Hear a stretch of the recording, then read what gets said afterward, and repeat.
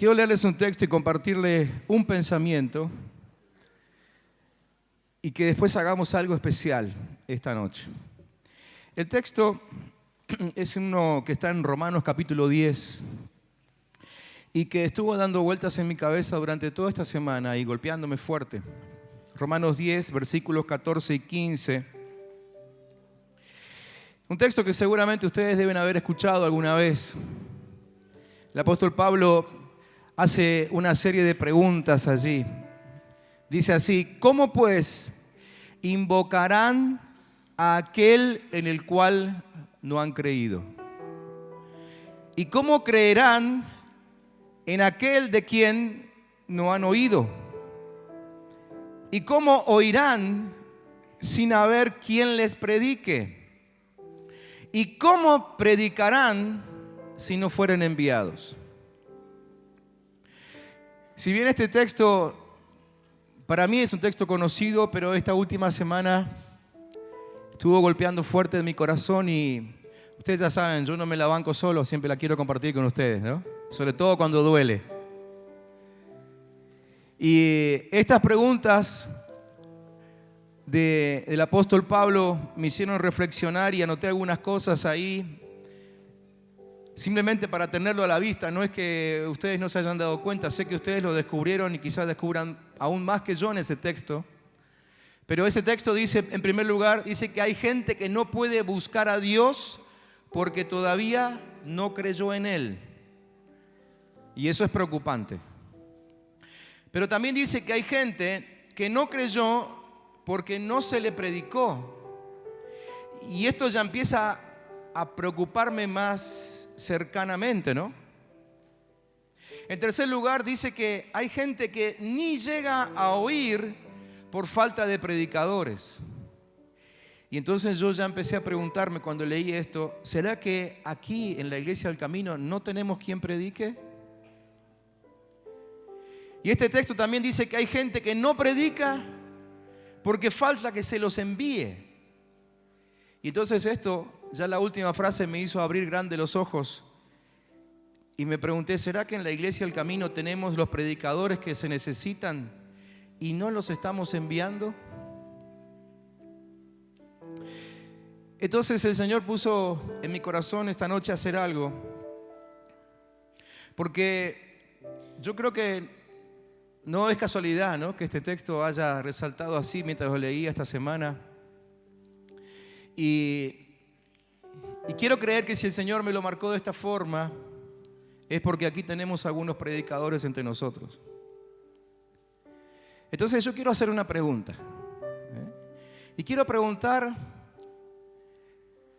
¿cuántos de ustedes han experimentado un milagro de parte de Dios y están dispuestos a contarlo? No lo van a contar esta noche, quédense tranquilos.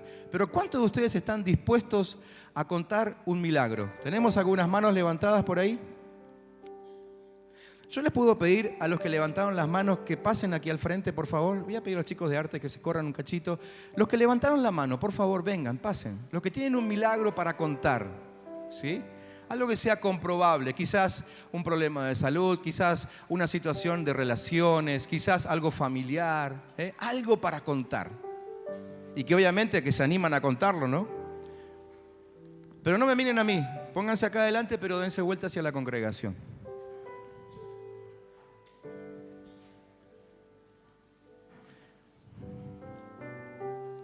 Miren, iglesia, el que tiene algo para contar ya está a un paso de ser un predicador, ¿no?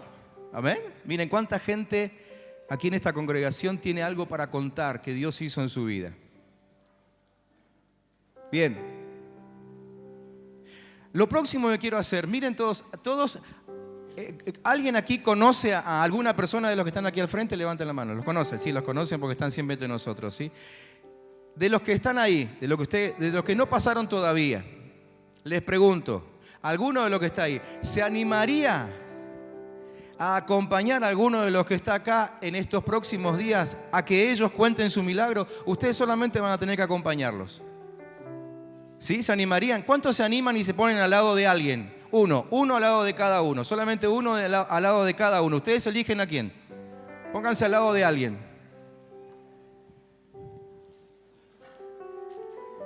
Cuando llegues acá, decirle: yo te voy a acompañar.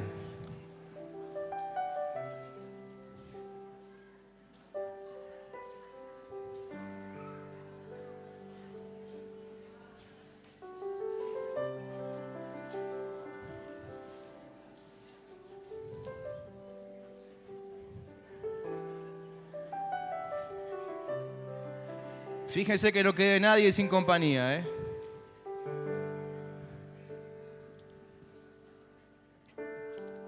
Muy bien. De los que todavía están ahí, podremos encontrar dos más que solo oren por ellos. No, ni siquiera tienen que ir, solo tienen que comprometerse, pero hacerlo, ¿eh? Miren, esta semana con los líderes estuvimos hablando acerca de algo que solemos hacer en este tiempo y el Señor nos está llamando la atención. ¿Vieron cuando recibís un pedido de oración por el WhatsApp? Especialmente cuando estamos en un grupo, ¿no? Alguien te manda un pedido de oración y ¿qué ponemos automáticamente? Ponemos, oramos, ¿no? Parece que ya estuviese en el predictivo ahí, apretás y ya sale oramos. Y no orás nunca. Bueno, esa gente no la queremos. Queremos gente que realmente ore. Dos más que oren por cada uno de estos. ¿Cuántos dos más podrían pasar al lado de alguno de estos y decir: yo me comprometo a orar por vos, voy a orar por vos? Pero en serio que va a orar, ¿eh? ¿La oración cuál va a ser? La oración va a ser que el Señor lo bendiga mientras va a contar su milagro, porque todo tiene que ver con eso, con ir a contar el milagro.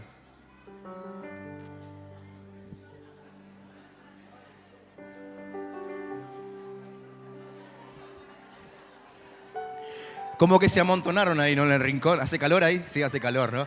Si quieren pueden correrse un poquito más allá. Pónganse más cómodos. Si no hacemos el cambio, los que están en la silla vienen para acá. No, vamos a hacer mucho lío. ¿Alguien más que se anime a orar por lo que han pasado?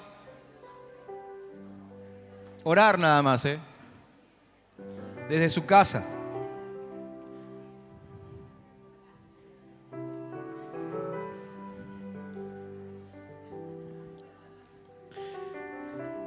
Bien, escuchen. Les voy a leer otro texto que está en Marcos capítulo 2. Marcos capítulo 2. Dice que Jesús volvió a Capernaum.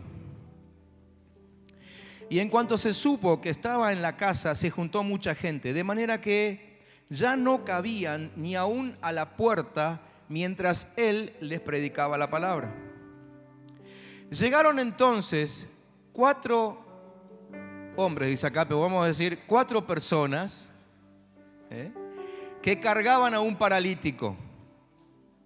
Como no podían acercarse a Jesús por causa de la multitud, quitaron parte del techo donde estaba Jesús, hicieron una abertura y por ahí bajaron la camilla en la que estaba acostado el paralítico. Cuando Jesús vio la fe de ellos, le dijo al paralítico: hijo, tus pecados te son perdonados. Miren, después de haber leído ese pasaje que les leí al principio de Romanos 10, y después que el Señor empezó a hablarme acerca de los predicadores que ya están en la iglesia del camino, y me dio esta estrategia de enviarlos a predicar, cuando ya tenía todo eso escrito, aparece el texto de Marcos 2 y digo, claro, son los cuatro, en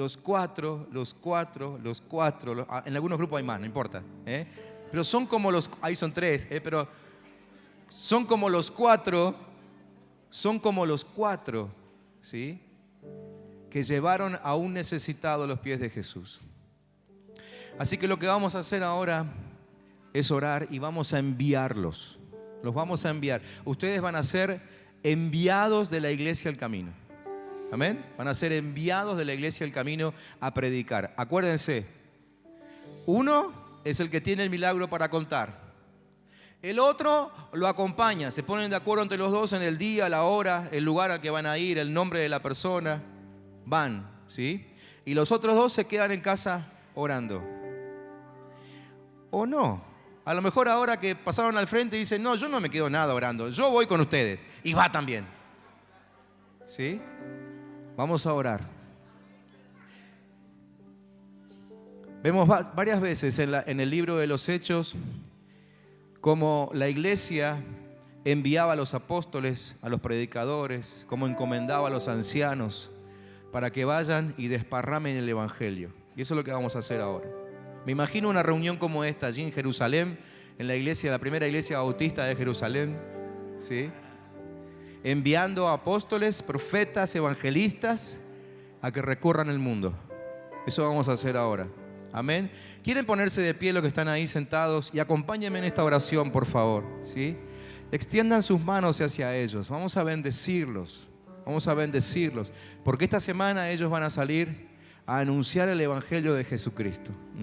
Y yo sé que van a tener éxito. Amén. Van a tener éxito. Les va a ir bien. Porque van a hacer una obra que el Señor les está encomendando. Padre, en el nombre de Jesús, no queremos hacer oídos sordos a estas preguntas que hiciste a través del apóstol Pablo.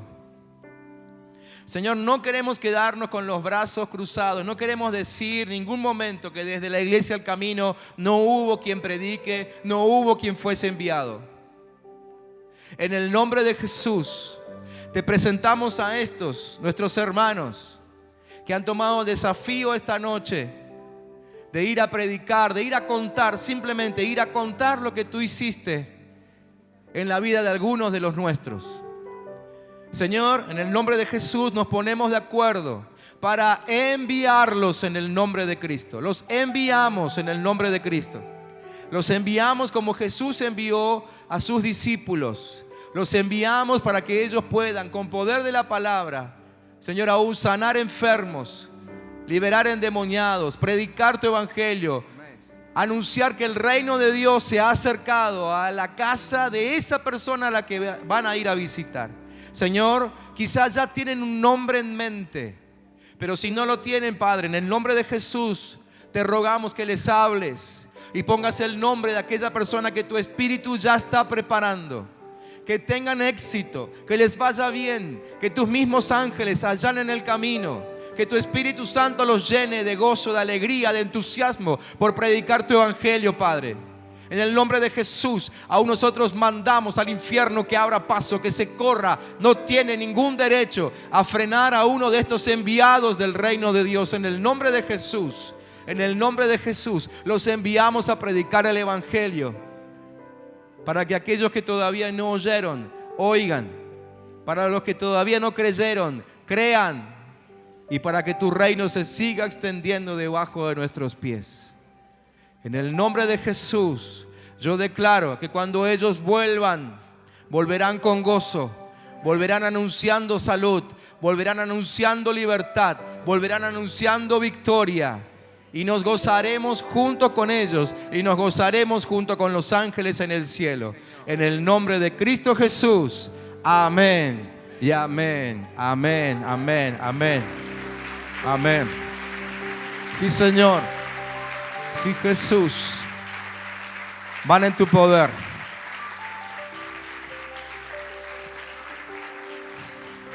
El Señor les bendiga. Vayan con el poder del Señor resucitado a predicar esta semana. Y cuando vuelvan el fin de semana nos cuentan en sus grupos cómo les ha ido. Hace unas cuantas semanas atrás empezamos a compartir algunos mensajes que tienen que ver con nuestros hijos, con nuestra familia. Y lo venimos haciendo porque creemos que hay que solidificar nuestro fundamento acerca de lo que creemos y lo que predicamos, y lo que propulsamos desde esta congregación y cualquier otra congregación que dice ser cristiana, ¿sí? Sobre todo en este tiempo que nos toca vivir, un tiempo de mucha confrontación de argumentos, confrontación de conceptos, ¿sí? Y hoy quisiera compartir con ustedes acerca de el hijo de Ana y los hijos de Elí.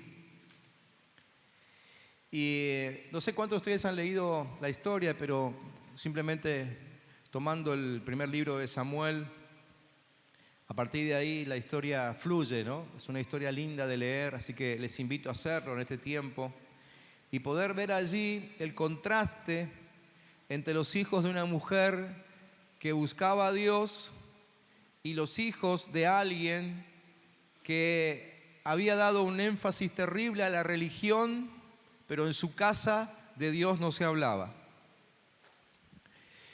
Y esta historia que quiero compartir con ustedes tiene que ver con una preocupación que no es solamente mía, sino de muchos, inclusive de muchos de ustedes, por el surgimiento de una generación que probablemente será desechada por Dios.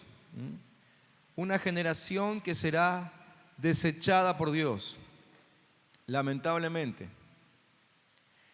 Hoy estamos inmersos en medio de una tremenda promoción de la vanidad, el atropello, la liviandad. Estamos siendo testigos del surgimiento de una generación con ojos cargados de deseos infernales. Y todo eso lo vemos a través de una interminable cantidad de prácticas corruptas que tienen que ver con sensualidad, con seducción, con competencias.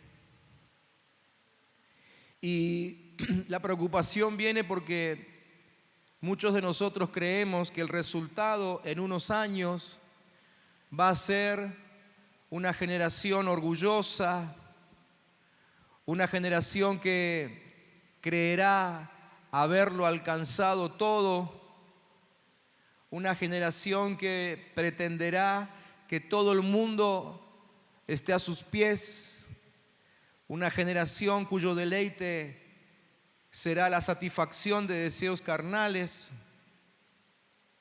pero también una generación frustrada. También será una generación frustrada, será una generación que se dará cuenta que no podrá tenerlo todo. Será una generación desilusionada por los valores que hoy se están enseñando. Será una generación que descubrirá que sigue vacía. Será una generación que quizá simplemente decidan terminar con su vida. Y esa es la verdadera intención del infierno detrás de todo lo que hoy estamos viendo. Terminar con la vida. Terminar con la vida.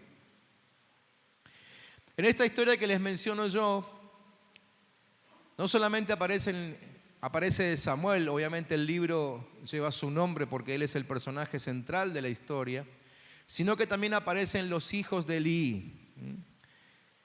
Elí era el sacerdote, el sumo sacerdote en aquel tiempo. A él le tocó ejercer el sacerdocio en esta época. Así que él era el encargado de educar al pueblo, de enseñarle el camino de Dios y encaminarlo justamente en los pasos en que Dios quería que su pueblo ande. Pero Elí, sin dejar su lugar en la casa de Dios, evidentemente solamente se apoyó en una función religiosa y se olvidó de algunos detalles tan importantes como, por ejemplo, educar a sus hijos en ese camino. Y entonces encontramos un ejemplo de esa generación de la que yo les hablaba al principio, esa generación que terminó mal porque, ambos hijos de Elí terminaron muertos, ¿sí? Una generación que representa un poco lo que les acabo de comentar recién y que la palabra de Dios nos lo va mostrando. Podríamos hablar un buen rato acerca de esto, pero yo creo que con pocos ejemplos ustedes lo van a entender y no quiero hacer largo el mensaje de hoy. Pero es una generación que en primer lugar manifiesta falta de conocimiento de Dios, ¿sí? Los hijos de Elí manifestaban falta de conocimiento de Dios. En 1 Samuel capítulo 2, versículo 12, dice que los hijos de Elí eran unos perversos que no tenían conocimiento del Señor. Perversos que no tenían conocimiento del Señor. Y eso no significa que ellos no supieran quién era Dios, ¿no? De hecho, ellos trabajaban con su papá en el templo, ¿sí? Ellos lo ayudaban en el ejercicio del sacerdocio.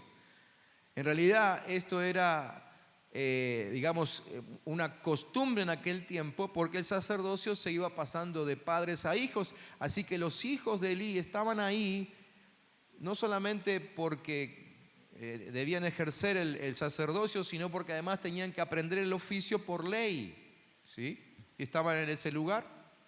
Pero más allá de que ellos sabían quién era Dios, lo que no sabían, lo que no conocían era su divinidad. Ellos no conocían la divinidad de Dios. Parece incongruente una cosa con la otra, ¿no?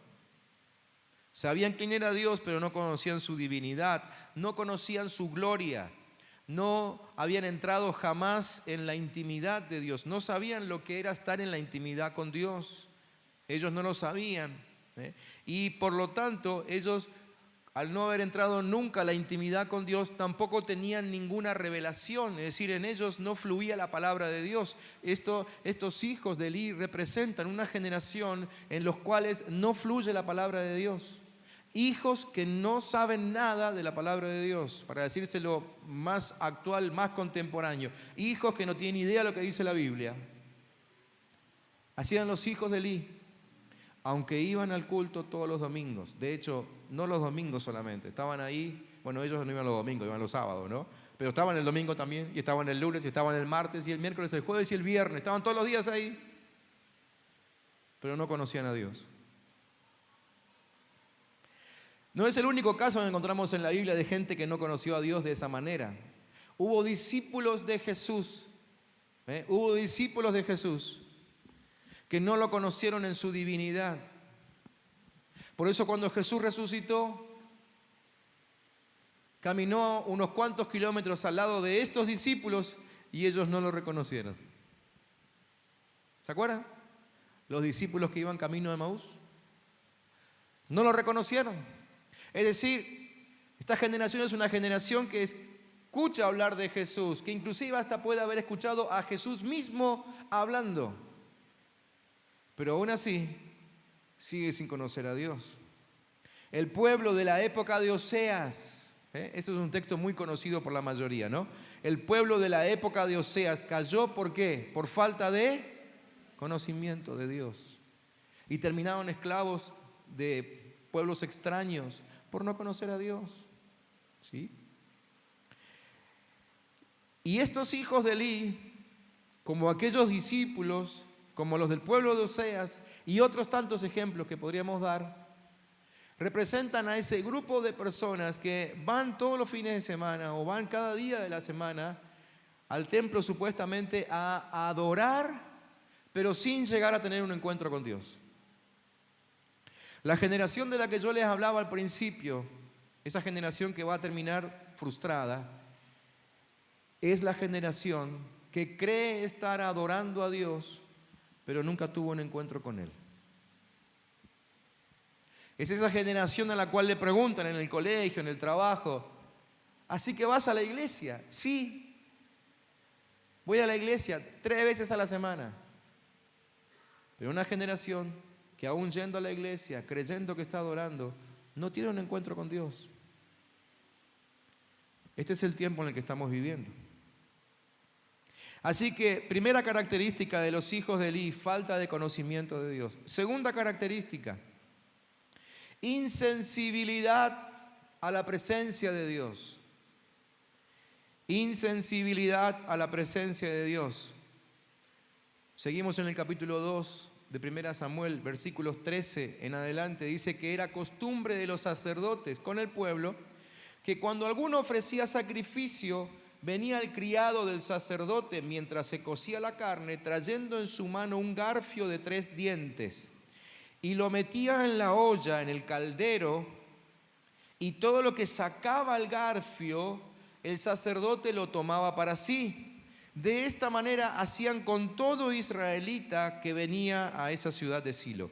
Asimismo, antes de quemar la grosura, venía el criado del sacerdote y decía al que sacrificaba: da carne que asar para el sacerdote, porque no tomará de ti carne cocida, sino cruda.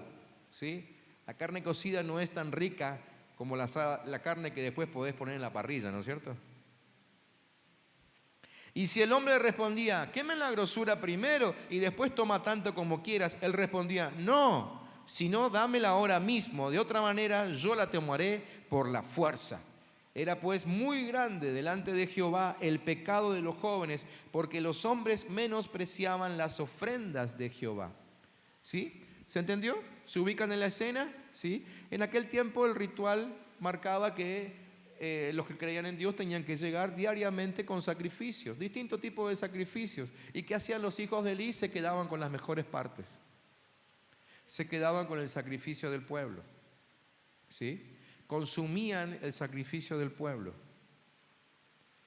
¿A quién representan los hijos de Elí en este caso? Representan a aquellos que hoy en día se consumen el sacrificio de aquellos que se esfuerzan por ministrarles, se esfuerzan por atenderlos, se esfuerzan por sacar de ellos lo mejor de Dios, se esfuerzan por hacer brillar el propósito de Dios en sus vidas, pero no lo reconocen.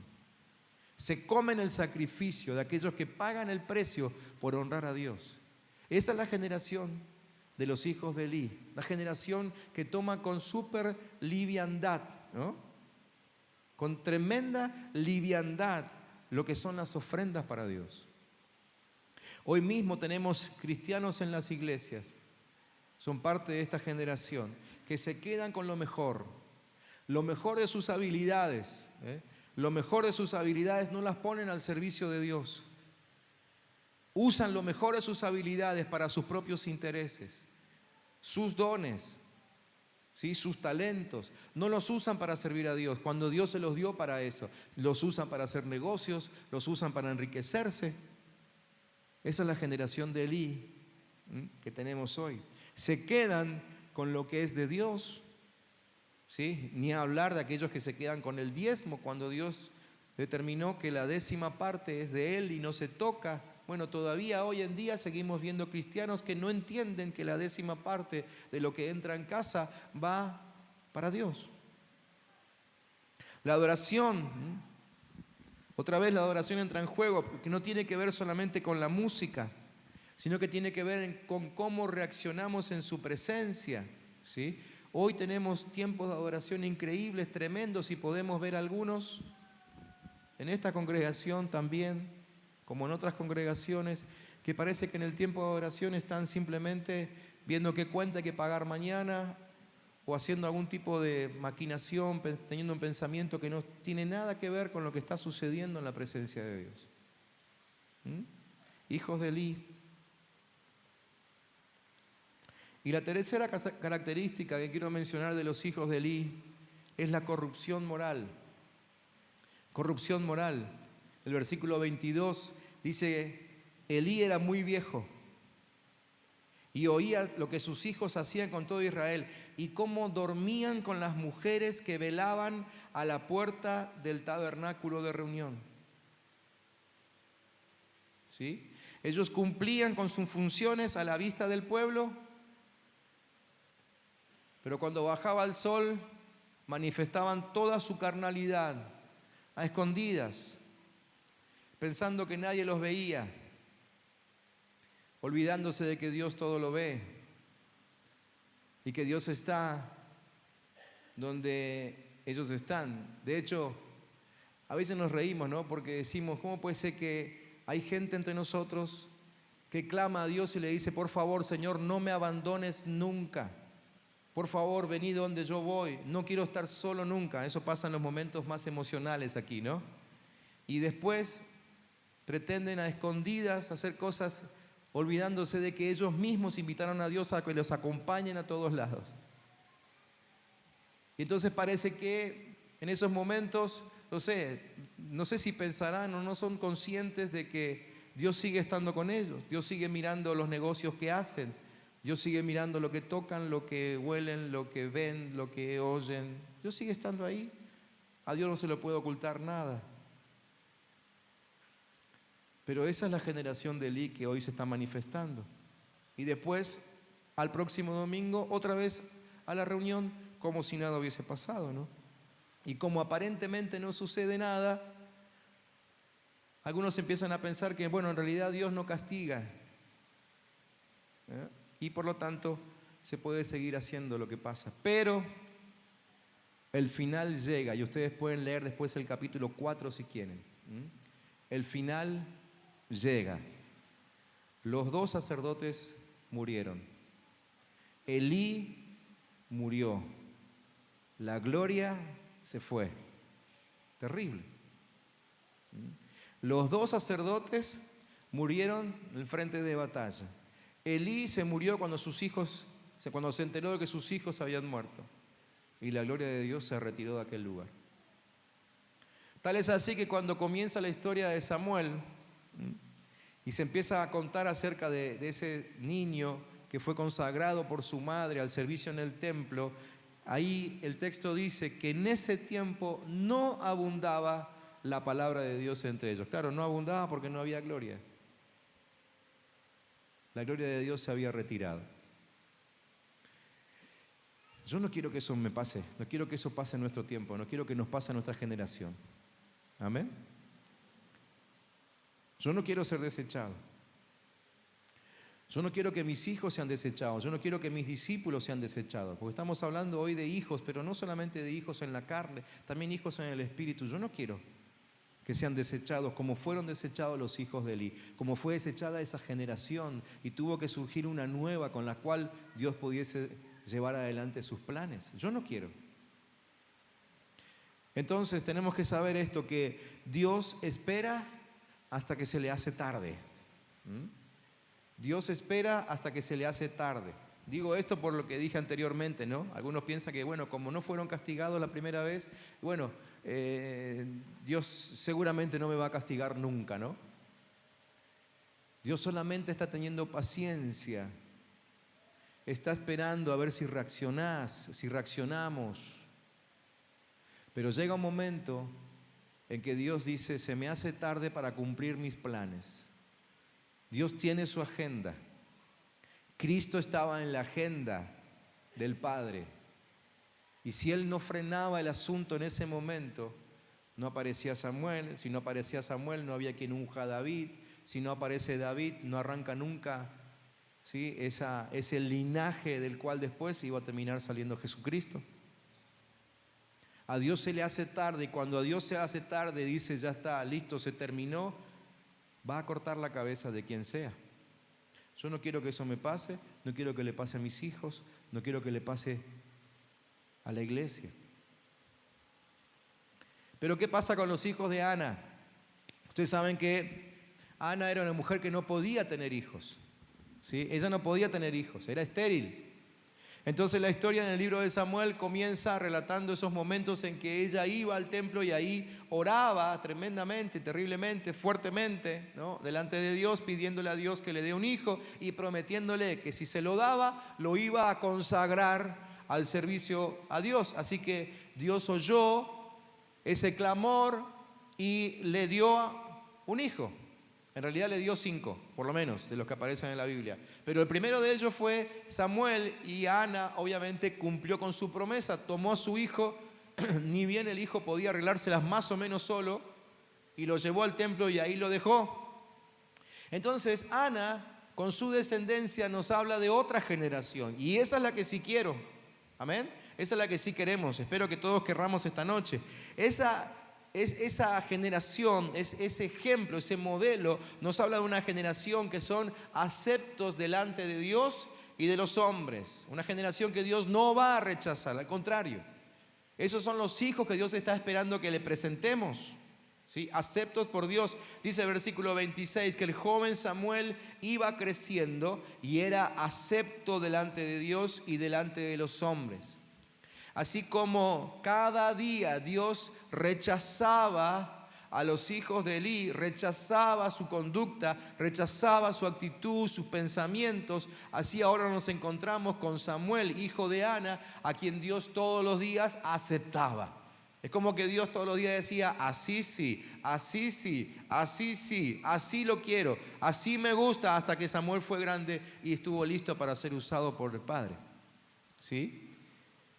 Queremos una generación así, acepta por Dios, pero también aceptada por los hombres. No me acuerdo en qué reunión decíamos el otro día, ¿no? Que nos enseñaron de que o sos ayer en el retiro decíamos, o sos aceptado por Dios o sos aceptado por la gente, ¿no? Muchos crecimos con ese concepto hasta que empezamos a ver en la Biblia que en realidad se puede estar aceptados por los dos, ¿sí? Podemos ser aceptados por Dios y también ser aceptados por la gente. Pero para eso tenemos que ser parte de esa generación como los hijos de Ana. En segundo lugar, Ana nos habla de una generación de hijos que son fieles a Dios, ¿sí? Fieles a Dios, versículo 35, dice, pero yo levantaré a un sacerdote fiel que hará mi voluntad y cumplirá mis deseos. Queremos ver hijos entre nosotros y necesitamos trabajar para eso, para ver hijos entre nosotros que solo quieran hacer la voluntad de Dios, que no manifiesten su rebeldía, que no se manifiesten nunca en rebeldía, sino que solamente quieran ser fieles a Dios. ¿Cuántos dicen amén? Tercero, Ana representa a esa generación de hijos que se gozan en sus propios hijos, Es decir, hijos que ya están pensando en la descendencia que ellos mismos van a tener. Porque el versículo 35 dice que a esos hijos jamás les faltará descendencia. Y siempre decimos esto, que este tipo de mensajes que hoy estoy entregando y los que hemos entregado los domingos anteriores respecto a la familia, son para todos, no son solamente para los casados, no son solamente para los padres, sino para todos, porque aún los adolescentes tienen que aprender hoy este mensaje, para no cometer los errores que nosotros cometimos porque nadie nos enseñó. La Biblia nos dice cómo ser hijos, la Biblia nos dice cómo ser padres, la Biblia nos dice cómo ser esposos. No estoy de acuerdo con ese concepto de que nadie te enseña a ser padre, nadie te enseña a ser esposo. La Biblia sí te enseña. La Biblia sí te enseña. Entonces necesitamos ese tipo de hijos que ya estén pensando, aunque no los tengan, en los hijos que tendrán algún día y se van preparando para que nunca se corte el fluir de las generaciones que van a servir a Dios. ¿Cuántos me entienden? Queremos jóvenes así. Queremos adolescentes así. Amén. Cuarto, hijos que anden delante de Cristo. Dice el versículo 35 que el hijo de Ana vivirá una larga vida en presencia de mi ungido. ¿Quién es el ungido de Dios por excelencia? Cristo. Así que son hijos que andan todo el tiempo delante de Cristo, en conciencia de que Cristo está sobre ellos. Quinto, una generación que como Samuel duerme cerca del arca. El arca era el lugar donde el sacerdote cumplía con su oficio, o sea, su lugar de trabajo, su lugar de cumplimiento del llamamiento. Ahí estaba Samuel, dormía ahí. Él quería estar lo más cerca posible del lugar al que Dios lo estaba llamando. El arca representaba la presencia de Dios, la intimidad de Dios. Samuel dormía, dice versículo 3 del capítulo 3, en el santuario donde se encontraba el arca de Dios. Lo que le habían enseñado a Samuel es que el arca representa a Dios mismo y él quería estar lo más cerca posible de Dios. Yo quiero esa generación entre nosotros. Amén. 6. Una generación que responda, heme aquí. Como dijo Samuel en el versículo 4 y como lo dijo en el versículo 10. Cada vez que escuchaba la voz de Dios, él todavía no sabía mucho acerca de la voz de Dios, por lo que les conté antes, ¿no? De que en ese tiempo no abundaba la palabra de Dios. Él sabía solamente lo que su madre le pudo enseñar en el poco tiempo que vivió en la casa de su mamá. Pero después, cuando su mamá lo llevó al templo, él tenía que, ver de dónde se las arreglaba para escuchar algo de Dios. No conocía bien la voz de Dios, pero cuando le parecía que era Dios el que estaba hablando, él no dudaba, se ponía de pie y decía, heme aquí. Queremos una generación así, ¿sí? No una generación a que haya que llamarla 1000 veces para que sirva al Señor. sino una generación que esté lista a ponerse de pie cuando solamente le parece que Dios está hablando. Quizá Dios no le habló, pero están tan deseosos de que Dios le hable y de que Dios le llame, de que se van a poner en pie en cualquier momento. Queremos una generación así. Amén. Séptimo, una generación que no deja caer la palabra. Versículo 19 del capítulo 3 dice que mientras Samuel crecía, el Señor estuvo con él y confirmó todo lo que le había dicho. Es decir, una generación que además de estar siempre cerca del Señor y por lo tanto recibir palabra de Dios todo el tiempo, se preocupan para que cada palabra que Dios dijo se cumpla. Persiguen las promesas de Dios, persiguen las promesas de Dios. Yo pienso cuántas veces nosotros hemos orado por nuestros hijos, le hemos pedido a otros que oren por nuestros hijos y nuestros hijos recibieron palabra de Dios y el que oró se fue y nos olvidamos. Ni nosotros mismos, padres, perseguimos la palabra que recibimos para nuestros hijos.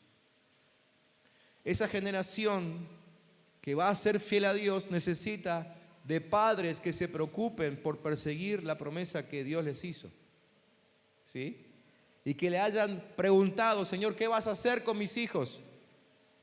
No es una pregunta de tipo, no se te ocurra llevártelos, una cosa así, ¿no? Ana nos muestra todo lo contrario. Imagínense la situación de Ana, estéril, durante años esperando un hijo, y cuando por fin lo tuvo, lo primero que quiso hacer es volver a entregarlo, porque había pactado con Dios de que si Dios se lo daba, ella lo consagraba. Y a veces encontramos algunos padres que por cuidar demasiado a sus hijos, lo único que logran es que sus hijos nunca conozcan a Dios y mucho menos les sirvan. Mucho menos les sirvan.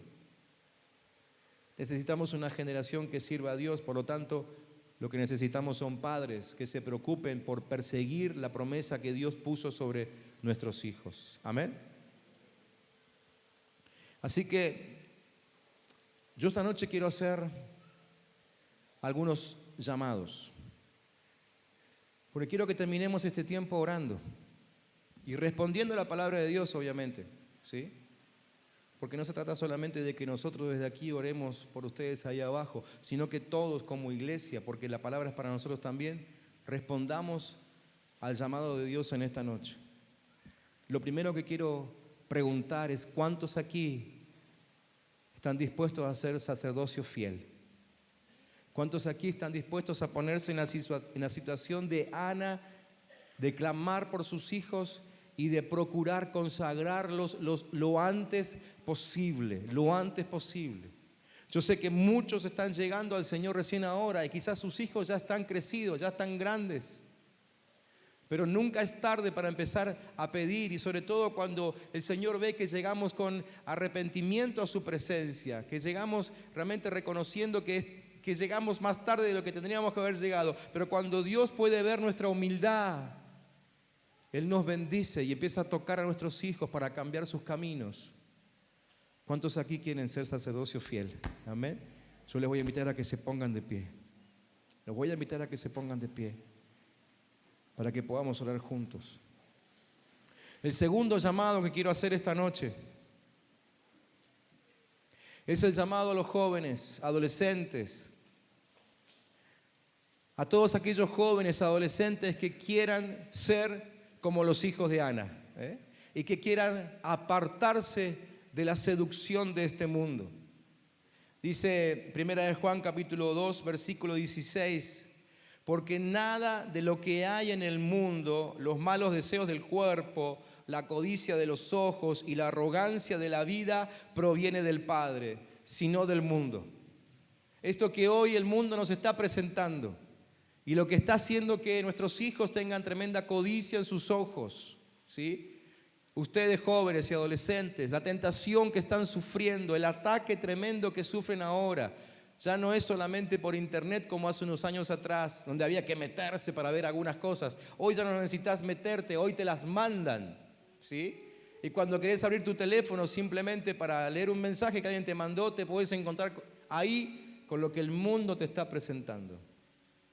Yo quiero hacer un llamado a jóvenes y adolescentes esta noche que quieren renunciar a todo deseo de la carne, a todo deseo de los ojos, a toda vanagloria de la vida.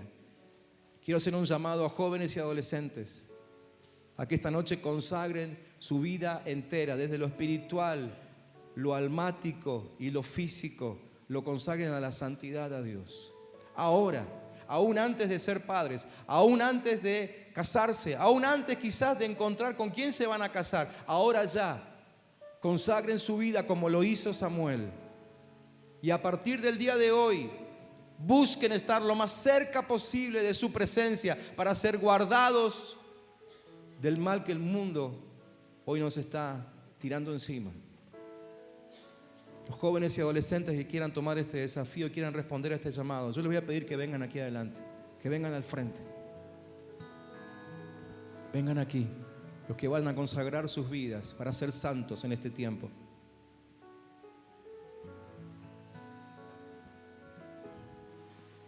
Yo no quiero asustar a nadie, pero la palabra es clara cuando nos advierte que esto tiene un fin. Cuando Dios dice que se le hace tarde para cumplir sus planes, la cosa se terminó. Hagan lugar, por favor, vénganse más. Acá hay más lugar de este lado. Vengan todos adelante. Vengan todos adelante. Jóvenes, adolescentes.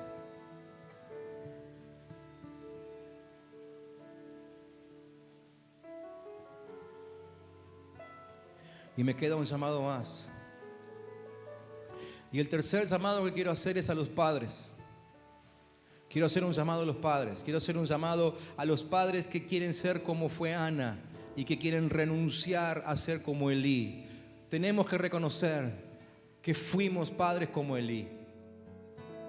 Nos preocupamos por cuestiones de la religión, nos preocupamos por estar en todos los cultos, pero no nos preocupamos por atender la necesidad espiritual de nuestros hijos. En definitiva, eso significa ser como Elí, que no cuidó de sus hijos y terminó perdiéndolos y terminó muriendo él mismo a causa de sus hijos. Quiero hacer este llamado a todos aquellos padres que estén deseosos de tener hijos consagrados, como lo hizo Ana en el capítulo 1. Dice que Ana hizo este voto: Señor Todopoderoso, si te dignas mirar la desdicha de esta sierva tuya, y si en vez de olvidarme te acuerdas de mí y me concedes un hijo varón, yo te lo entregaré para toda su vida y nunca se le cortará el cabello. Eso era una marca en aquel tiempo, no viene al caso hoy, pero es una marca. ¿Cuántos padres aquí quieren que sus hijos tengan una marca de que han sido consagrados a Dios? Amén. Yo voy a invitar a esos padres que pasen aquí al frente también. Que pasen aquí al frente también. Padres que oran con el corazón. Dice que Ana, los labios de Ana se movían, pero debido a que Ana oraba en voz baja, no se podía oír su voz. Padres que oran así por sus hijos. Perdónenme, yo sinceramente no quiero lastimar a nadie, pero tengo que decir algunas cosas que estamos viendo por el bien de esta nueva generación. Venga más adelante, chicos, así queda espacio atrás. El ejemplo de Ana es muy fuerte en este sentido. Miren, hoy no falta, cada día de la semana, padres que vengan a pedirnos que oremos por sus hijos. Todos los días. Pero ¿saben lo que nos enteramos después? Que ellos no oran por sus hijos. Claro, es más fácil pedir a los pastores, a los líderes, que oren por sus hijos y ellos pueden seguir su vida. ¿Y por qué sus hijos nunca vuelven al Señor? Claro, la respuesta es fácil.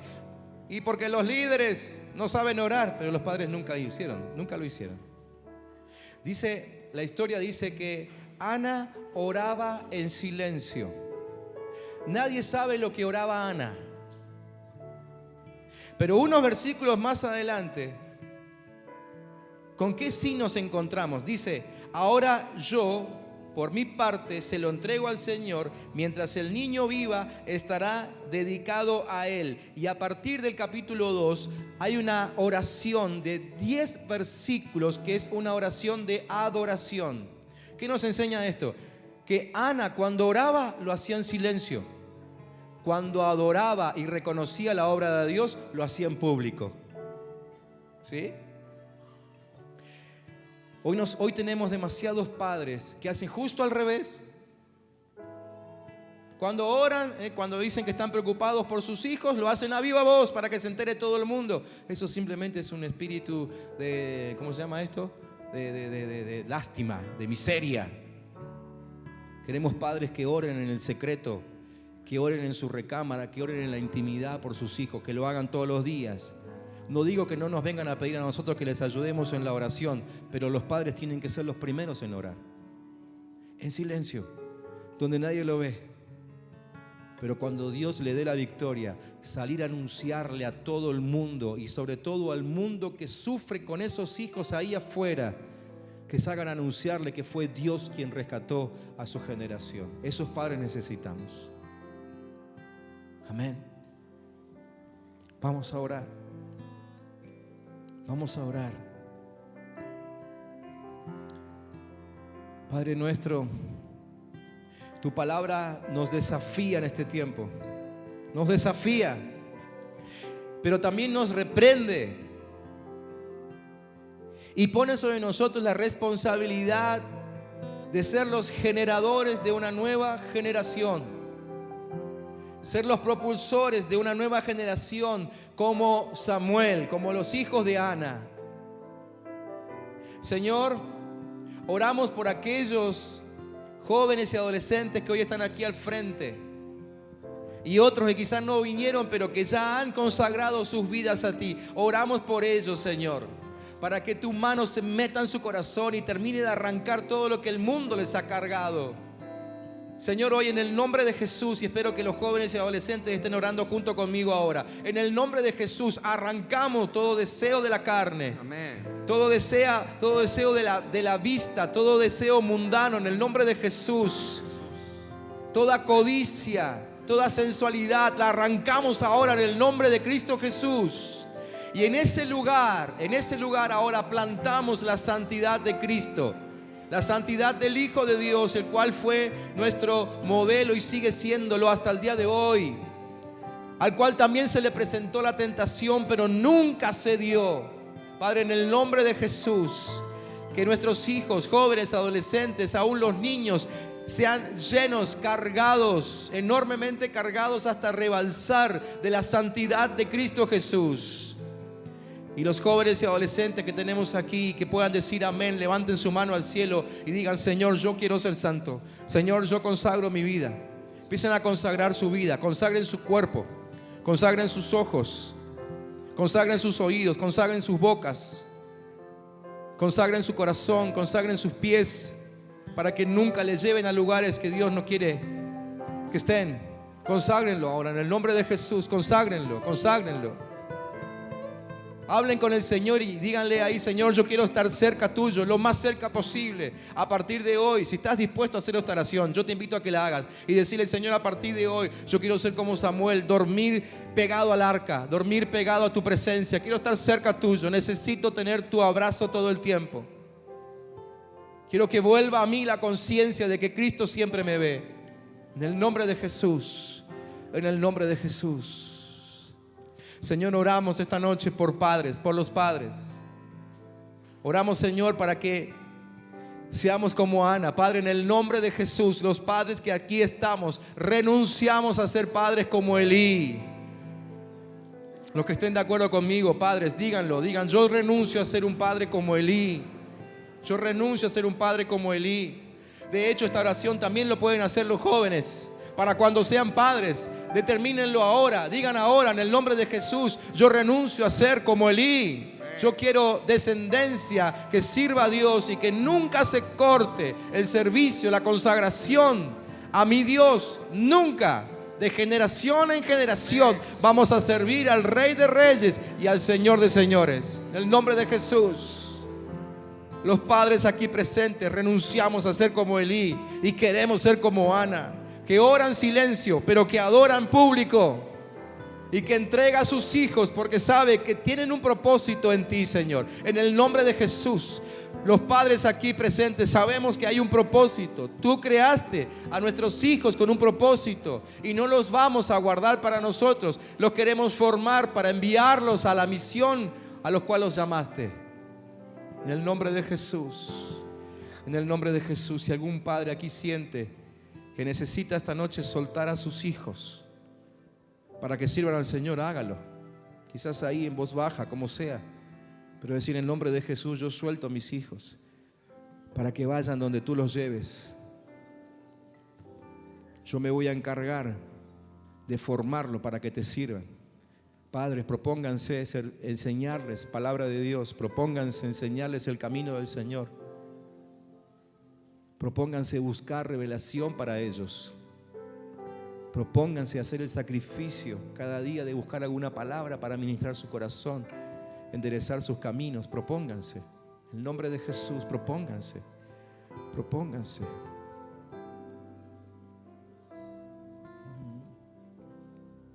Señor.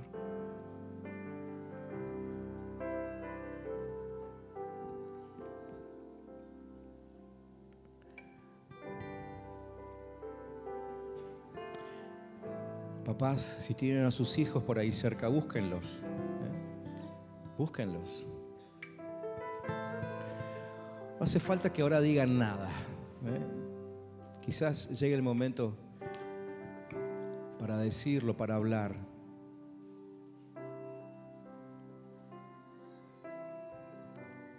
Quizás algunos papás se sientan avergonzados por no haber enseñado a sus hijos. Hijos, tengan paciencia. A ellos tampoco le enseñaron. Pero vamos a empezar todos juntos una nueva historia. Una historia de familia. Amén. Padres preocupados por hijos, hijos preocupados por padres. Y cuidándose todos. Para que como familia, sirvamos al Señor. Amén.